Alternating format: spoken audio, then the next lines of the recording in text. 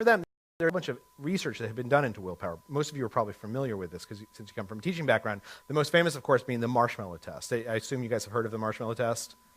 For anyone who hasn't, this is how it worked. There was this researcher in the 1960s at Stanford. He had a 4-year-old daughter. He took her and a whole bunch of her friends, and he put them in a room one by one. He'd put a marshmallow in front of them, and he would say, okay, look, here's the deal. You can eat that marshmallow. I'm going to leave the room for 10 minutes. If when I come back, the marshmallow is still there, then you will get a second marshmallow.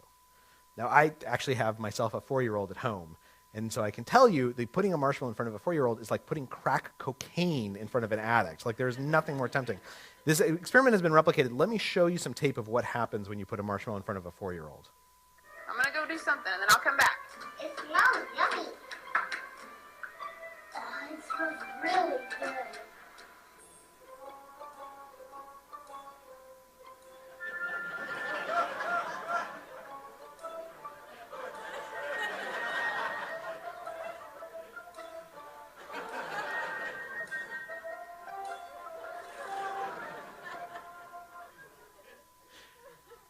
Only one of these kids was able to make it the entire 10 minutes. Let me show you which one.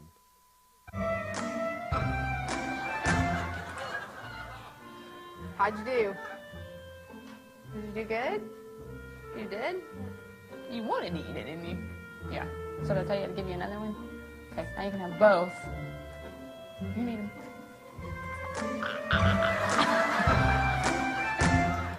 So this guy, Miscal, he does his experiment, right? He finds that about 10 to 15% of the 4-year-olds, they could resist the marshmallow. He writes his results, this is the late 1960s, publishes it. Nobody cares. Nobody pays any attention.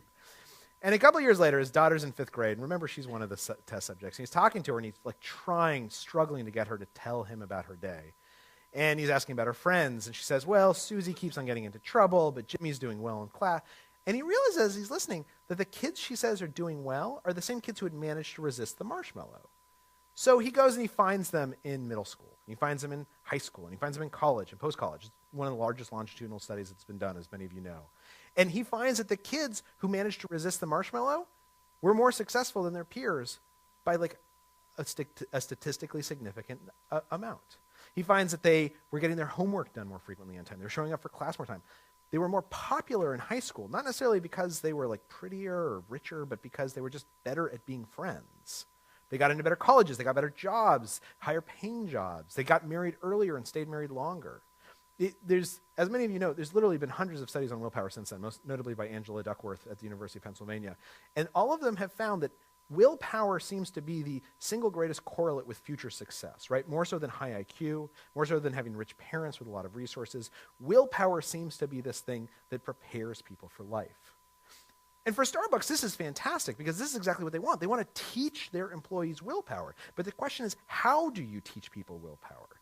And the answer is through habits, by choosing a reaction ahead of time, and by making people conscious of what they're going to do when they feel hot-blooded in a cold-blooded state. Within economics, this is known as the hot-cold empathy gap. That basically, in the morning when you wake up and you've had a big breakfast, you are certain that you are going to eat healthy and have a salad that day. And as soon as you walk into the cafeteria and you're hot-blooded, you decide the hamburger looks a lot better. So how do you preserve that decision-making from the morning into the moment of temptation? How do you create more willpower? What's really interesting is if you look at the tape, I've turned off the sound on this one. The kids who fail at this are kids who constantly remind themselves about the marshmallow. Like, watch this kid. Even when he tries to ignore it, he hits the plate and he reminds himself. These kids, like, they all do these things where they can't help not paying attention to the marshmallow. Now, contrast that with the kid that I showed you, who actually resisted for 10 minutes. When researchers asked him what he did, he said that halfway through, he decided that he was not going to look at the marshmallow, that he was not going to pay any attention to it, that if he had to think about the marshmallow, he was going to imagine a frame around it so that it reminded him of a photo. This is how we teach willpower. We teach people to make a decision ahead of time that they apply when they see a cue. And then we give them a reward. That kid who resisted the marshmallow, he said that he had decided ahead of time, if he could make it the whole 10 minutes, he was going to shove both marshmallows into his mouth at the same time. And that's exactly what he did. So how do you change a habit? How do I change my cookie habit? The answer is by premeditating the cues and rewards, by deciding ahead of time what you're going to see when you see that trigger, and then what your reward is going to be. And it has to be specific. Saying, I'm going to lose weight doesn't work. Saying, I'm not going to eat a cookie today does not bring you success. What you instead do is you say, at 3:15 in the afternoon, instead of going up to the cafeteria, I'm going to stand up and I'm going to walk over to someone's desk. Because I think part of the reason why I'm going up to the cafeteria is that it's fun to gossip with my friends, and all my friends are in the cafeteria. So instead of going up there, I'm going to look for someone else to go gossip with. And at 3:15, you stand up, that's your cue. You walk over to someone else's desk, in this case a guy named Michael Barbaro, and you gossip about whoever happens to be out of earshot for the next 20 minutes. And you decide, I'm going to gossip hard. That's your reward. And then you go back to your desk. And